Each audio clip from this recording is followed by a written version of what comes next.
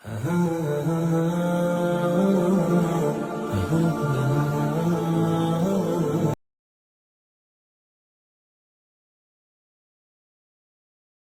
آتی ہے ہفتے میں ایک دن، وہ چاہتی ہے وہ اپنا دھوکڑا سناتی ہے، لیکن وہ بیٹی ماں کو موقع نہیں دیتی، اپنے ہی سنانے بیٹھ جاتی ہے۔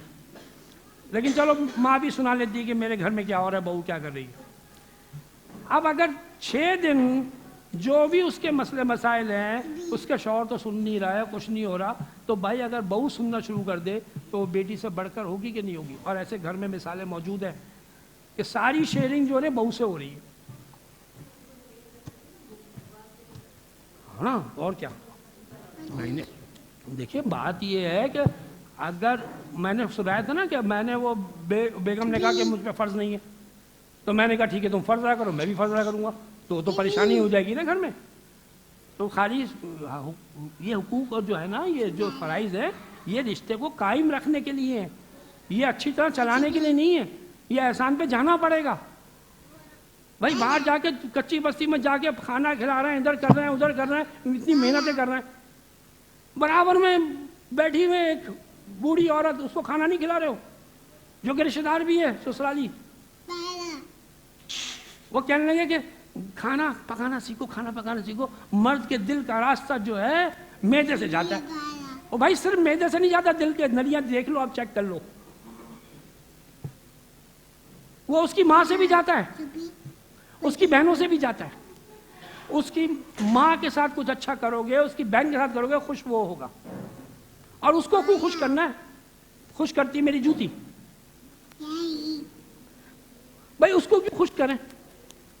شوہر کو کیوں خوش کریں؟ شوہر کو شوہر کے لیے خوش نہیں کرنا، اپنے لیے کرنا ہے بھائی۔ اب بڑا فائدہ چاہیے بھائی، چھوٹے موٹے پینی وائز پاؤنڈ فلش نہیں چاہیے، بڑا فائدہ چاہیے۔ اگر شوہر خوش، میرا رب خوش، صرف اللہ کے لیے کر رہی ہوں۔ اور یہ بولنے کی ضرورت نہیں، میں تو کبھی نہ کرتی اگر اللہ کے لیے نہیں ہوتا تو یہ بھی تو اللہ ناراض ہو جائے گا اس بات سے۔ یہ تانا بھی نہیں دینا، احسان جتلانا بھی نہیں ہے۔ جس نے توقع رکھی احسان کی، بدلے کی، تو اس کا احسان کیا ہوا؟ ختم۔ اندر توقع رکھی، جتلانے میں تو گناہ ہے۔ کتنا ایکسپیکٹیشن ہونا چاہیے احسان کا؟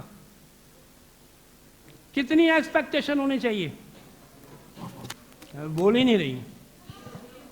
زیرو ایکسپیکٹیشن احسان کی، زیرو۔ اگر 0 سے 1 بھی ہوا تو ملاوٹ ہو گئی، وہ اخلاص ختم ہو گیا، وہ نیکی نہیں رہی۔ تو بیٹی سے بڑھ کر بن سکتی ہے، لیکن بہو کے اوپر میں کب سے سمجھ رہا تھا کہ ماں باپ کی طرح ہوتے ہیں ساس سسر۔ پوری شریعت میں کہیں پہ بھی ماں باپ کی طرح نہیں ہے، ایک بزرگ کی طرح ہے۔ ان کا ادب، ان کا احترام وہ اپنی جگہ ہے۔ ان کا ساس سسر کی حیثیت سے تو نہیں بنتا فرد، لیکن ایک پڑوسی ہونے کی حیثیت سے، ایک بزرگ ہونے کی حیثیت سے، ایک ان کی ضرورت مند ہونے کی حیثیت سے اگر ضرورت مند ہے تو ہم پہ فرض بن جاتا ہے، پھر فرض ہے پھر خدمت کرنا۔ خالی یہ تو نہیں کہ بس ساس سسر کو فرض نہیں ہے مجھ پہ، اور بھی تو رشتہ ہے، انسانیت کا بھی تو رشتہ ہے، مسلمان کا بھی تو رشتہ ہے۔ یعنی کوئی انسان اگر اس کو ضرورت ہے، آپ کے پاس اطاعت ہے، آپ کی ضرورتیں پوری ہو گئی، آپ کی ضرورتیں پوری ہو گئی، اور آپ کے پاس ابھی بھی اور مال ہے، اور ایک آدمی جو ہے نا بھوک سے مر رہا ہو، آپ نے زکوٰۃ بھی ادا کر چکے ہیں، اب آپ بتائیے آپ پہ فرض ہے کہ نہیں ہے؟ فرض ہے، فرض۔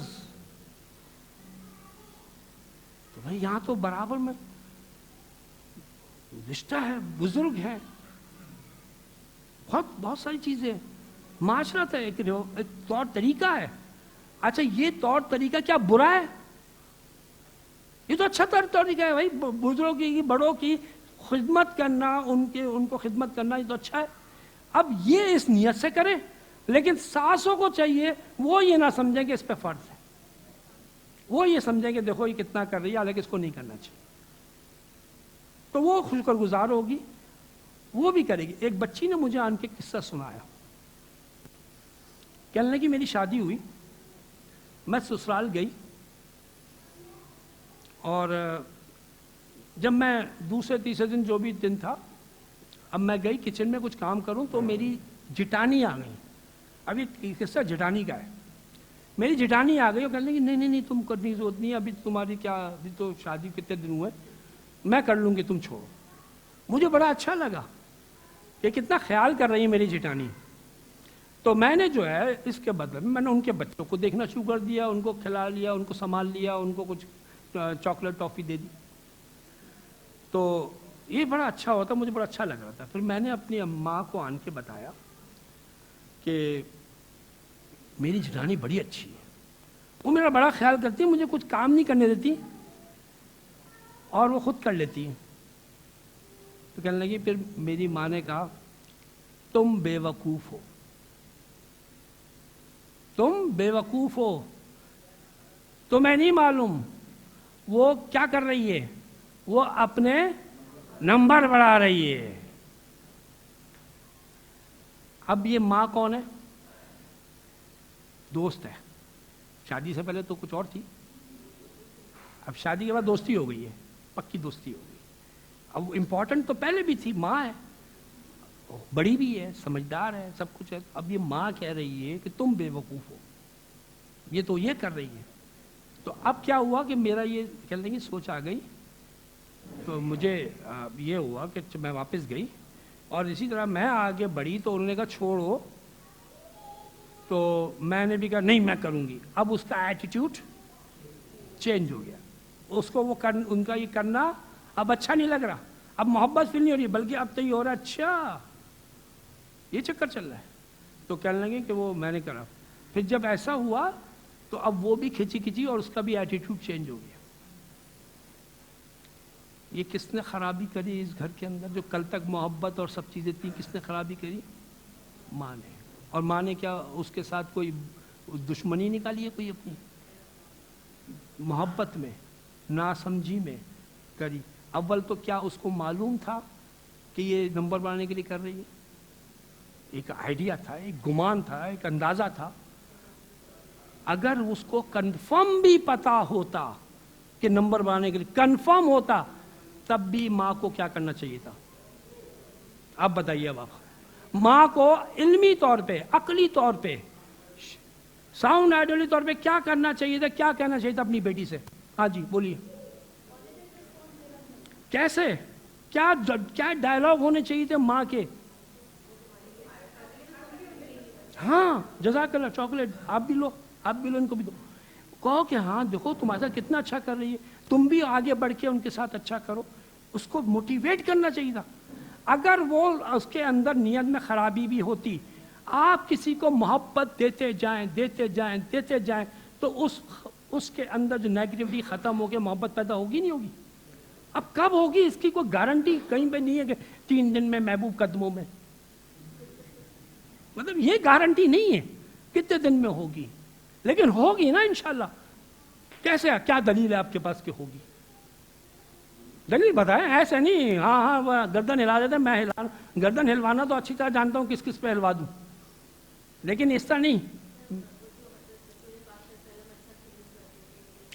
قرآن کی آیت ہے، کئی دفعہ یہاں پہ دکھا چکا ہوں، نیکی بدی برابر نہیں ہوتی. تم بدی کا بدلہ بھلائی سے دو، نیکی سے دو، اچھائی سے دو. جو تمہارا دشمن ہے تم دیکھو کہ تمہارا جگری دوست بن جائے گا. یہ اللہ تعالیٰ کہہ رہے ہیں. اور اللہ تعالیٰ پھر آگے کا جملہ کیا کہہ رہے ہیں؟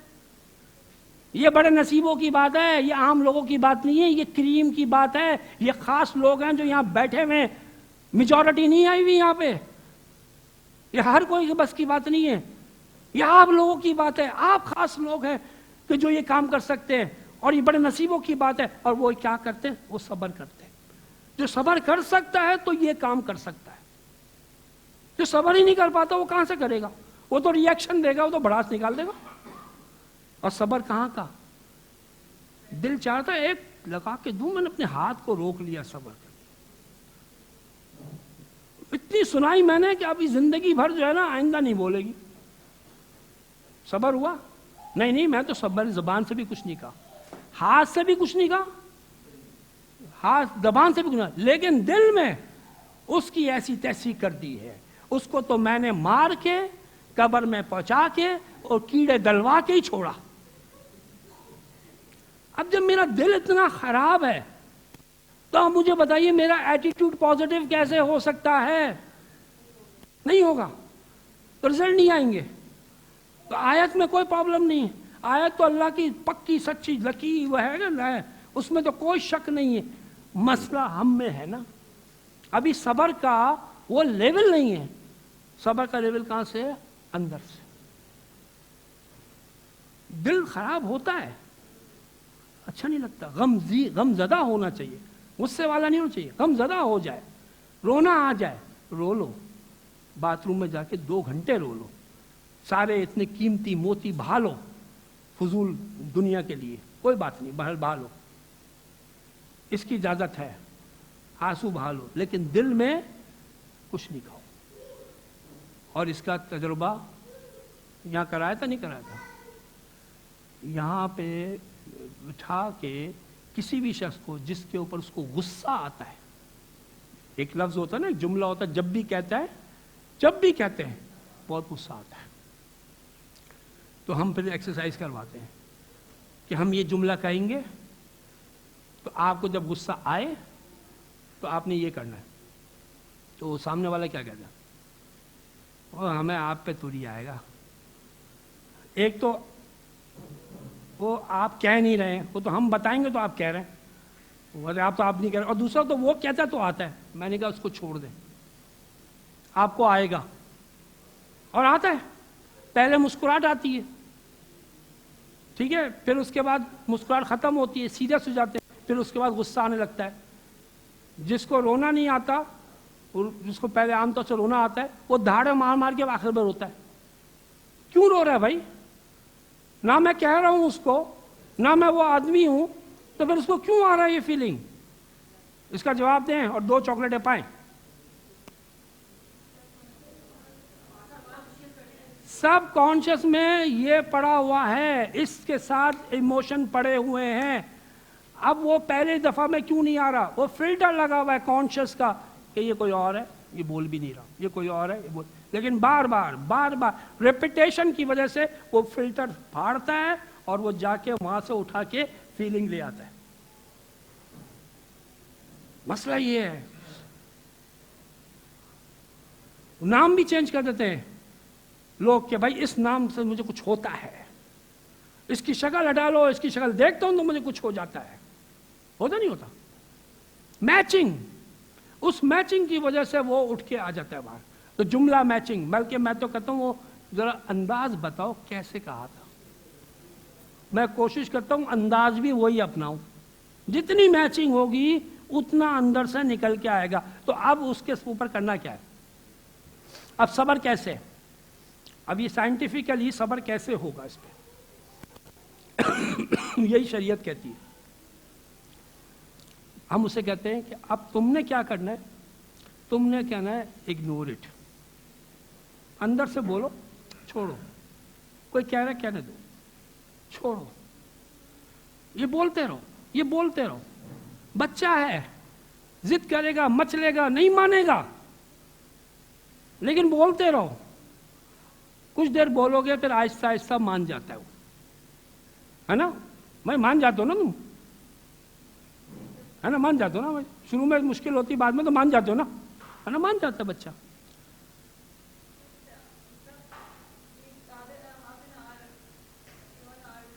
ہاں، یہ نہیں ہوگا، پھر صبر نہیں ہوا. یہ بات میری ماننے کی ضرورت نہیں ہے، اس کا ایکسپیرینس کرو. مسئلہ یہ ہے کہ جب ہمارے پاس جب اس کا یہ معاملہ ٹھنڈا ہو جاتا ہے نا، پھر وہ وقت آتا ہے اس کو غصہ، اس کو رونا، اس کو کچھ نہیں ہو رہا، فلیٹ ہو گیا. یہ بٹن ہے، ایکچولی یہ بٹن ہے کہ جو کوئی دباتا ہے، یہ ریموٹ کنٹرول ہے جو کسی اور کے ہاتھ میں ہے. میرا ریموٹ کنٹرول کوئی دباتا ہے، مجھے ریئیکشن میرے اندر آتا ہے، ٹھیک ہے؟ اب جب میں نے اس بٹن کو فلیٹ کر دیا اور ابھی کہیں اور کرا ہے تو کیا ہوگا کہ جب اس سچویشن میں جب یہ چیز آئے گی تو آپ فلیٹ ہی رہیں گے، آپ کو اتنا ریئیکشن نہیں آئے گا. اگر آپ کو ریئیکشن نہیں آ رہا، آپ کو کم آ رہا ہے پہلے کے مقابلے میں، آپ سمجھ جائیے کہ لاسٹ ٹائم آپ نے صبر کیا تھا، اور اگر وہی آ رہا ہے ریئیکشن یا اس سے زیادہ آ رہا ہے تو صبر نہیں ہوا، کسی مجبوری کے تحت برداشت کیا۔ اندر سے اصل چیز کام کیا ہے؟ اندر ہے، اندر اللہ کے نبی نے فرمایا ہے جسم کا ایک ٹکڑا ہے، اگر وہ صحیح رہتا ہے سارا جسم صحیح رہتا ہے، وہ ہے دل۔ اندر صحیح ہے باہر بھی صحیح رہے گا، اندر خراب ہو جاتا ہے تو باہر نکالنا مشکل ہو جاتا ہے۔ ہم بات چیت کرتے ہیں، میں بات چیت کر رہا ہوں، اس کا ایک امپیکٹ جاتا ہے، اس میں 3 چیزیں ہوتی ہیں جس کا امپیکٹ جاتا ہے، اور کس کا کتنا جاتا ہے وہ انشاءاللہ تعالیٰ اگلے ہفتے بتاؤں گا کہ کس کا کتنا جاتا ہے۔ لیکن بات یہ ہے کہ صبر کرنا لازم ہے، کوئی رشتہ ایسا نہیں ہے آپ کا، کوئی رشتہ ایسا نہیں ہے جہاں پہ کمپرومائز نہ کرنا پڑے، چاہے آپ نے خود دوستی کا بنایا ہو، سگے ماں باپ کے گھر میں بھی کمپرومائز کرنا پڑتا ہے، وہاں پہ بھی آپ کے مطلب کی زندگی نہیں چلتی۔ ٹھیک ہے، تو کل کروں، اگلے ہفتے انشاءاللہ ہم آگے بات کریں گے خیر سے۔ جزاکم اللہ خیر، سبحانک اللہم و بحمدک، اشہد ان لا الہ الا انت، استغفرک و اتوب الیک۔ جی بہت جلدی سوال کر لیا، وہ تو شروع میں کرنا چاہیے۔ کیا تھا آپ کا سوال؟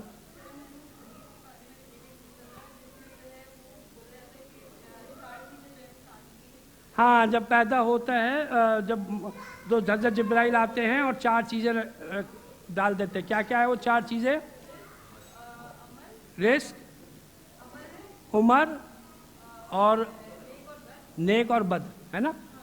تو یہ بات کرنے کے بعد صحابہ نے پوچھا تھا کہ جب یہ پہلے سے لکھا ہوا ہے، بلکہ اس میں حدیث میں یہ تھا کہ ایک آدمی ساری زندگی نیک عمل کرتا رہتا ہے اور پھر مرنے سے پہلے تقدیر غالب آتی ہے اور برے عمل کرتا ہے اور جہنم میں چلا جاتا ہے، اور ایک آدمی برے عمل کرتا رہتا ہے اور آخر میں تقدیر غالب آتی ہے اور نیک عمل کرتا ہے اور جنت میں چلا جاتا ہے۔ تو صحابہ نے سوال کیا تو پھر ہمارا کیا فائدہ ہے جب یہ لکھا ہوا ہے اس کے مطابق ہو رہا ہے؟ تو میں اللہ کے نبی صلی اللہ علیہ وسلم کا جواب آپ کو بتاتا ہوں، پھر اس کی ڈیٹیل آپ کو جو حکمت ہے وہ بتاتا ہوں۔ اللہ کے نبی نے کہا تمہیں نہیں معلوم کہ کیا لکھا ہوا ہے، تم عمل کیے چلے جاؤ۔ یہ اللہ کے نبی صلی اللہ علیہ وسلم کا جواب تھا۔ اب آئیے اس کے اوپر کہ اس کی ڈیٹیلنگ، حکمت۔ سوال یہ ہے کہ یہ جو کچھ بھی لکھا ہوا ہے، یہ جو آن کے لکھا گیا ماں کے پیٹ میں، یہ اسی دن لکھا گیا یا پہلے سے لکھا ہوا تھا؟ یہ جب سب سے پہلے کس کو پیدا کیا تھا اللہ تعالیٰ نے؟ روح کو نہیں، قلم کو پیدا کیا تھا۔ سب سے پہلے قلم کو پیدا کیا اور اس سے کہا لکھ، تو قلم نے کہا میں کیا لکھوں؟ تو اللہ تعالیٰ نے کہا جو کچھ بھی ہونا ہے وہ سب لکھ۔ تو ایک ایک چیز اگلے لمحے میں سوچوں گا کیا، وہ بھی لکھا ہوا۔ اس کو کہتے ہیں ام الکتاب، اس کو کہتے ہیں لوح محفوظ، ٹھیک ہے؟ یہ وہاں پہ لکھا ہوا ہے۔ تو یہ جو لکھا گیا تھا یہ کسی کے قلم کی اپنی مرضی سے لکھا گیا تھا؟ یہ اللہ کی مرضی سے لکھا گیا تھا۔ تو اللہ نے اپنی مرضی سے لکھ دیا تھا؟ نہیں، اللہ کا وہ علم کہ میرے پاس جو اختیار دیا گیا ہے میں نے کہاں یوز کرنا ہے، اختیار میرے پاس دیا گیا ہے کچھ کا، اس کو میں کس طرح یوز کروں گا اس کے مطابق لکھا گیا۔ جیسے کوئی ٹیچر ہو یہاں پہ تو پہلے سے بتا دی یہ لگتا ہے یہ فرسٹ آئے گا اور یہ تو مجھے لگتا ہے فیل ہی ہوگا، وہ اس کا علم تھا کہ بھائی یہ کیسے چل رہا ہے، ٹھیک ہے نا، اس کی بنیاد پہ وہ کر رہا ہے۔ لیکن اللہ کا اندازہ نہیں ہے، اللہ کا پکا علم ہے کہ بھائی میں کیا کروں گا، فری ول کو کیسے یوز کروں گا، اس کی بنیاد پہ لکھا گیا۔ تو جو وہ لکھا گیا ماں کے پیٹ پہ تو یہی تھا۔ اب شیطان کی بات کریں تو شیطان نے شیطانیت اس لیے کی، ابلیس نے، کہ لکھا گیا اس لیے کریے، نہیں، اگر وہ بے بس تھا اس نے اپنی ول کے مطابق ہی کری ہے، اس کے اندر تکبر پیدا ہوا تھا، اللہ نے تکبر پیدا نہیں کیا، اس تکبر کے نتیجے میں اس نے یہ عمل کیا اپنی فری ول کے ذریعے، لیکن یہ کام پہلے سے لکھا ہوا تھا۔ تو لکھے پہ میں عمل نہیں کرا بلکہ جو عمل کرنا تھا وہ لکھا ہوا تھا۔ بات سمجھ میں آ رہی ہے؟ ایک ہوتا ہے لکھے ہوئے پہ عمل کرنا، ایک ہوتا ہے جو عمل کرے گا وہ لکھا ہوا پہلے سے۔ تو تو یہ جو ہمارے پاس جو فری ولیں ہیں جو ہم کر سکتے ہیں وہ لکھی ہوئی ہے، لیکن ہم اس کے مطابق بالکل نہیں چلتے۔ اب وہ جو تقدیر غالب آتی ہے کہ ایک آدمی ہے نیکی کا عمل کر رہا ہے، اس کے اندر تکبر پیدا ہو گیا، اس کے اندر کوئی دنیا کی محبت پیدا ہو گئی، اب وہ پیدا ہو گئی، اس نے دوسرا علم عمل کرنا شروع کر دیا تو جہنم میں چلا گیا۔ ہاں تو لکھ رہے ہیں، وہ تو ہمارے عمل کو لکھتے چلے آ رہے ہیں، اب وہ لکھتے چلے آ رہے ہیں اور اس کے بعد فیصلہ ہوگا کہ کس کا وزن زیادہ ہے۔ کبھی کبھی ایک چیز کا اتنا وزن ہوتا ہے کہ باقی دوسری چیزوں کا وزن ہلکا ہو جاتا ہے۔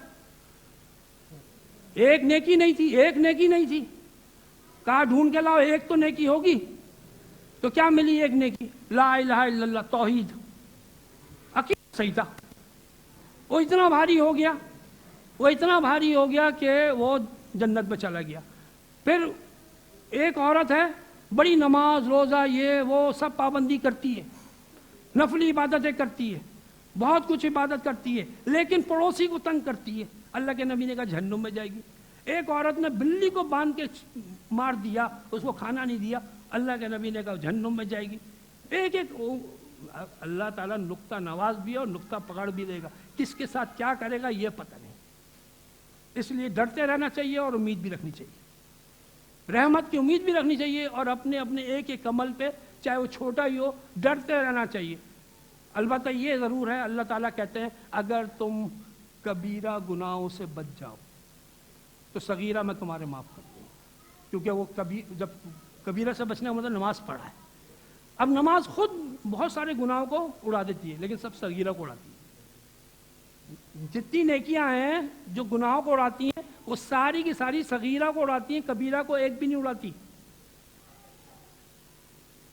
اڑا دیتی ہے، وضو اڑا دیتا ہے، یہ اڑا دیتا ہے، بہت سارے پیکج ہیں، یہ پیکج وہ پیکج، تو یہ پیکج تو آتے رہتے ہیں، سال بھر میں پیکج آتے رہتے ہیں۔ ایک روزہ رکھو سال بھر کے، 2 روزہ رکھو 2 سال کے، اس طریقے سے پیکج آتے رہتے ہیں۔ تو خیر میں بات یہ کر رہا تھا کہ آپ کو کلیئر ہوئی ہے، بات نہیں ہوئی ہے کہ وہ جو لکھا گیا ہے وہ اللہ نے اس کے لیے یہ نہیں ہے کہ اب اللہ نے کیوں لکھ رہا ہے، بات یہ ہے کہ اس کو جہنم میں کیوں ڈالے گا۔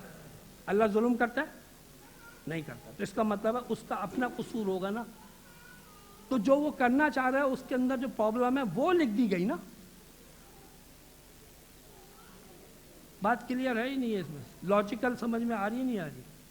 اب آج کل لاجیکل بھی ضرورت ہوتی ہے۔